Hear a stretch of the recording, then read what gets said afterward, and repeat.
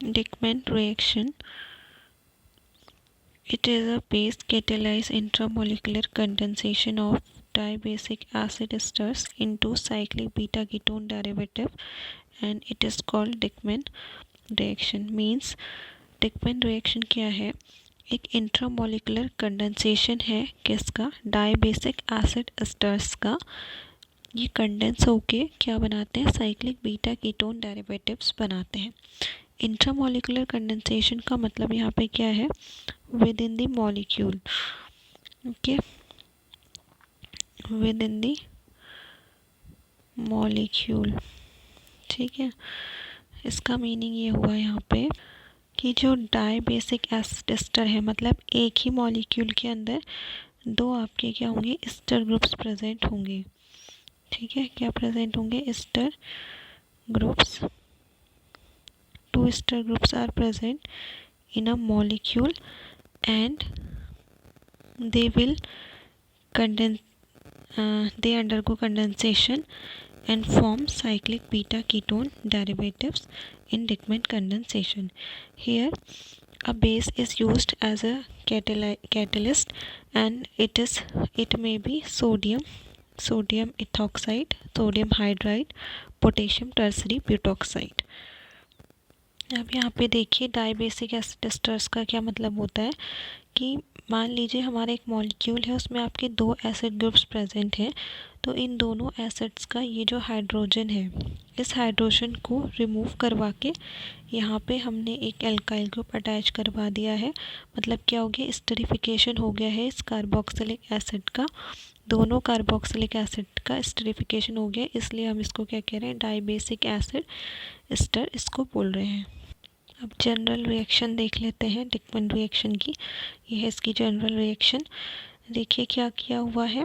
एक हमने large di basic acid ester लिया हुआ है. CH2 होल N लिखा हुआ है. मतलब N का मतलब है यहाँ पे 2, 3 और 4. मतलब जो चेन है हमारी हाइड्रोकार्बन की वो थोड़ी लॉन्ग है. ठीक है, जब इसमें हम क्या करवाएंगे? बेस के थ्रू इसको कैटेलाइज करवाएंगे तो इसमें क्या होगा? इंट्रामोलिकुलर कंडेंसेशन होगा, जिसकी वजह से यहाँ पे क्या बन जाएगा? साइक्लिक बीटा कीटोन बन जाएगा. ठीक है, बीटा क्यों कह रहे हैं? क्योंकि जो हमारा ये कार्बन है जिसके साथ में हमारा क्या अटैच है, जो हमारा एस्टर वाला कार्बन है, इसके जो इधर कार्बन है इसको हम कहते हैं अल्फा कार्बन, और जो ये कीटोन वाला कार्बन हो जाएगा ये हो जाएगा आपका बीटा कार्बन. तो ये क्या होगा? साइक्लिक बीटा कीटोन डेरिवेटिव्स का यहाँ पे क्या हो गया? फॉर्मेशन हो गया. तो यहाँ पे क्या बन गया आपका? साइक्लिक बीटा कीटोन डेरिवेटिव्स बन गए हैं, या फिर हम ऐसा कह सकते हैं cyclic beta ketone ester derivative. ठीक है, क्योंकि यहाँ पे एस्टर ग्रुप भी अभी प्रेजेंट है. फर्दर हम रिएक्शन से इसको हटा सकते हैं, लेकिन अभी हमारा जो बना है वो बना है cyclic beta ketone ester derivatives. देखिए, the Dieckmann condensation is a intramolecular variant of Claisen condensation. ठीक है, इसमें मतलब क्या है कि जो क्लेजन कंडेंसेशन रिएक्शन है हमारी, उसी का ये इंट्रामोलिकुलर वेरिएंट है. तो क्लेजन कंडेंसेशन में क्या होता है? उसमें क्या होता है? दो एस्टर मॉलिक्यूल्स होते हैं. ठीक है, टू एस्टर मॉलिक्यूल्स. ठीक है, यहाँ पे भी हमारा क्या एस्टर है. तो ये दोनों एस्टर मॉलिक्यूल्स में क्या होता है? इंटरमोलिकुलर कंडेंसेशन होगा. क्या होगा? इंटरमोलिकुलर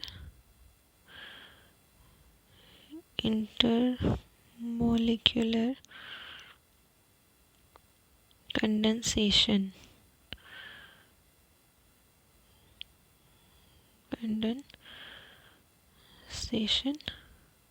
ओके, जिसके बाद हमको क्या मिलता है? इंटरमोलिकुलर कंडेंसेशन के थ्रू हमको जो प्रोडक्ट मिलता है वो होता है बीटा कीटोन डेरिवेटिव. ठीक है, डेरिवेटिव. ओके, तो क्लेजन कंडेंसेशन में क्या होता है? टू एस्टर मॉलिक्यूल्स होते हैं जिनमें क्या होगा? इंट्रामोलिकुलर कंडेंसेशन होगा, जिसके थ्रू में बीटा कीटोन डेरिवेटिव्स मिलते हैं. तो यहाँ पे क्या है? डिकमन रिएक्शन में हमें क्या मिल रहा है? डिकमन रिएक्शन में हमको साइक्लिक बीटा कीटोन डेरिवेटिव्स मिल रहे हैं, और कैसे मिल रहे हैं? Through intramolecular condensation. Next point is the reaction is most commonly use to prepare 5 और 6 membered ring beta keto ester. तो इसका मेन जो एप्लीकेशन है डिकमैन रिएक्शन का वो यही है कि इसमें हम मेनली 5 और 6 membered ring beta keto esters का फॉर्मेशन करते हैं इस रिएक्शन को यूज़ करके। नेक्स्ट हम देखते हैं the mechanism of this reaction. देखिए मैकेनिज्म में जो फर्स्ट पॉइंट है वो क्या है? देखिए मैकेनिज्म देखते हैं इसका। मैकेनिज्म में जो फर्स्ट स्टेप है वहाँ पे क्या हो रहा है? कार्बन आयन का फॉर्मेशन हो रहा है। तो कार्बन आयन फॉर्मेशन कैसे होगा? The base abstract a proton from the base abstract a proton from the alpha carbon and the carbon ion. Okay, तो यहाँ पे अल्फा कार्बन की बात हो रही है। तो आपका ये जो एस्टर ग्रुप प्रेजेंट है ये वाला क्या है? COO C2H5, ये हो गया आपका एस्टर ग्रुप। ठीक है, इस एस्टर ग्रुप के बाद वाला जो कार्बन है वो होता है alpha carbon. This carbon is alpha carbon and this hydrogen is alpha hydrogen. Okay, तो अल्फा हाइड्रोजन क्या होते हैं? एसिडिक होते हैं इन नेचर एंड ईजीली क्या हो जाते हैं? वो अपना इलेक्ट्रॉन जो होता है वो कार्बन को डोनेट कर देते हैं और खुद एज अ प्रोटॉन यहाँ से रिमूव हो जाएंगे।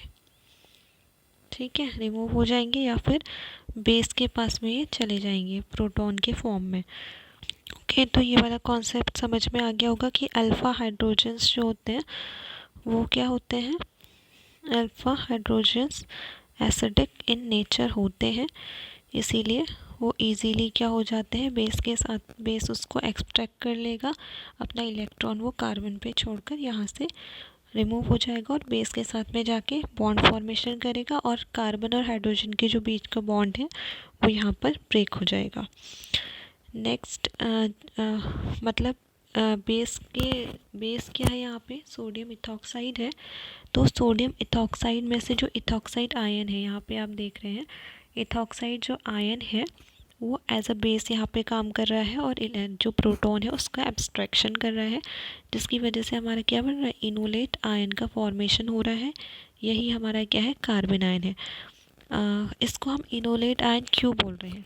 क्योंकि जो हमारा एनायन फॉर्मेशन हुआ है, देखिए यहाँ पे जो CH ग्रुप है ना, इस पे एनायन का फॉर्मेशन हुआ है और ये जो एनायन फॉर्मेशन हुआ है वो जस्ट ये जो हमारा ग्रुप है फंक्शनल ग्रुप एस्टर ग्रुप, इसके बाद वाले कार्बन पे हुआ है, मतलब अल्फा कार्बन पे हुआ है।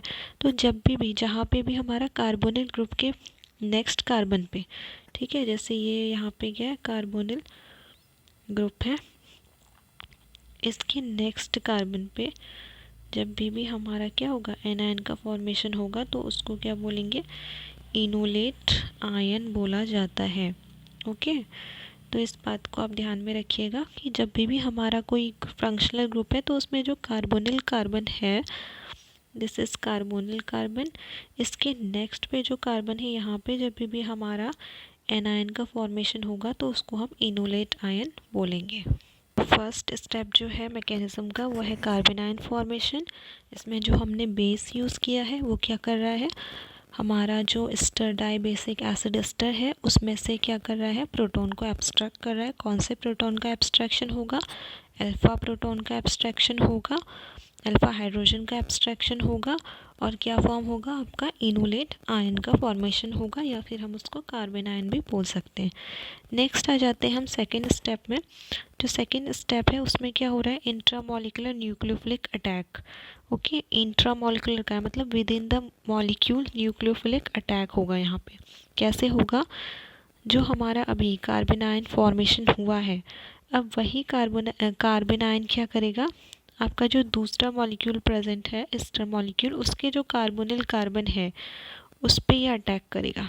देखिए ये कार्बन आयन है हमारा जो हमने फॉर्म किया था, अब ये कहाँ अटैक कर रहा है? जो दूसरा कार्बन प्रेजेंट है हमारे पास एस्टर मॉलिक्यूल में, ठीक है, ये क्या है? हमारा एस्टर ग्रुप प्रेजेंट है इसमें, इसमें जो दूसरा कार्बन है उस पर अटैक कर रहा है। तो इसका अटैक करने की वजह से जो कार्बन और ऑक्सीजन के बीच में डबल बॉन्ड है वो उसमें से एक बॉन्ड कहाँ शिफ्ट हो रहा है? वो शिफ्ट हो जा रहा है ऑक्सीजन पे।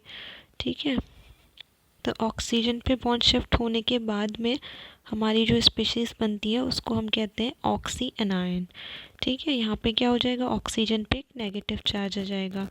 देखिए क्या हो रहा है, जो हमारा ग्रुप था CH2 C double bond O C2H5। Okay, यहाँ पे हमारे पास एक चेन प्रेजेंट है, हाइड्रोकार्बन चेन। अब यहाँ पे हमने क्या बनाया था, अभी एनायन का फॉर्मेशन किया था। एनायन जो फॉर्म हुआ था, यही एनायन अटैक करेगा हमारे पास क्या है, नेक्स्ट जो ग्रुप प्रेजेंट है। ठीक है, ये एनायन किसको अटैक करा है, इस वाले कार्बन पे अटैक करा है, और ये वाला जो बॉन्ड है ऑक्सीजन पे शिफ्ट हो जाएगा, कार्बन और ऑक्सीजन के बीच का जो बॉन्ड है। ठीक है, शिफ्टिंग के बाद हमारा जो बनेगा वो बन रहा है ऑक्सी एनायन। ओके, क्या बन रहा है, ऑक्सी एनायन। यहाँ पे देखिए ऑक्सीजन पे क्या है, एक नेगेटिव चार्ज है। Okay, this is an intermediate species in between this reaction mechanism.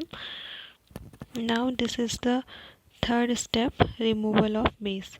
अब क्या होगा, जो हमने बेस स्टार्टिंग में ऐड किया है उसको रिमूव भी करना होगा। तो उसको रिमूव कैसे करेंगे हम, बाय प्रोटोनेशन। क्या हो रहा है, subsequent expulsion of the alkoxide ion bye protonation gives the cyclic ketone derivative. तो इसका मतलब ये है, जो हमने बेस यूज़ किया है उसको जब हम रिमूव कर रहे हैं तो हमारा ये जो एल्कोक्साइड आयन है ये भी रिमूव हो जाएगा। कैसे रिमूव होगा, हम इसका प्रोटोनेशन करवा रहे हैं, तो इसके रिमूवल के बाद हमें जो प्रोडक्ट मिलेगा वो मिलेगा साइक्लिक कीटोन डेरिवेटिव। ओके, यहाँ पे हमने क्या लिया था, हमारे पास जो ऑक्सी डेरिवेटिव यहाँ पे बन के आया था ना, CH2N। तो यहाँ पे हमारे पास C था, यहाँ पे ऑक्सीजन पे नेगेटिव चार्ज प्रेजेंट था, और यहाँ पे था हमारा एल्कोक्साइड आयन, मतलब इथोक्साइड ग्रुप यहाँ पे प्रेजेंट है। ठीक है, और यहाँ पे क्या प्रेजेंट है आपका, CH C2H5। अब क्या होगा, ये वाला जो ग्रुप है, जब हम प्रोटोनेशन करवाएंगे तो ये वाला ग्रुप चला जाएगा एज अ C2H5OH के फॉर्म में, ये रिमूव हो जाएगा, और ये जो नेगेटिव चार्ज प्रेजेंट है यहाँ पे ये आ जाएगा इस वाले बॉन्ड के ऊपर। ठीक है, जब ये इस बॉन्ड के ऊपर आ जाएगा, शिफ्ट हो जाएगा, तो ये क्या फॉर्म कर लेगा, इसके बाद हमारा क्या फॉर्म हो जाएगा, साइक्लिक बीटा कीटोन डेरिवेटिव का यहाँ पे क्या हो जाएगा, फॉर्मेशन हो जाएगा। इस तरीके से आपका कीटोन ग्रुप आ गया। यहाँ पे CH, इसके साथ में ये अटैच हो जाएगा, ये आ जाएगा COO C2H5। This is our cyclic beta ketone ester derivative, और यही हमें बनाना था रिएक्शन में, और लास्ट में हमको ये प्रोडक्ट मिल गया है आपका रिएक्शन का। ठीक है, तो रिएक्शन का मैकेनिज्म तो था वो 3 स्टेप्स में कंप्लीट हुए। फर्स्ट स्टेप कौन सा था हमारा, कार्बन आयन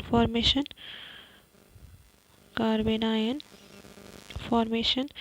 सेकेंड स्टेप क्या था, इंट्रामोलिकुलर न्यूक्लियोफिलिक अटैक, इंट्रामोलिकुलर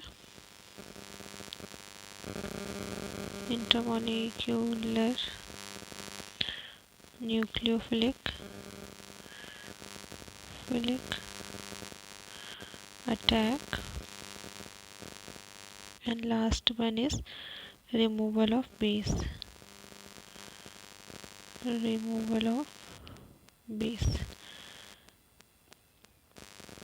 एक बार रिवाइज कर लेते हैं कि डिकमैन रिएक्शन में क्या हुआ। It is a base catalysed intramolecular condensation of dibasic acid asters into cyclic beta ketone derivatives, and it is an intramolecular variant of Claisen condensation. Claisen condensation is like intermolecular condensation of two ester groups, and it will form beta ketone derivatives। ठीक है, तो जो Claisen condensation है वहाँ पर आपका cyclic products form नहीं हो रहे हैं, डिकमैन कंडेंसेशन में क्या हो रहे हैं, साइक्लिक प्रोडक्ट्स का फॉर्मेशन हो रहा है।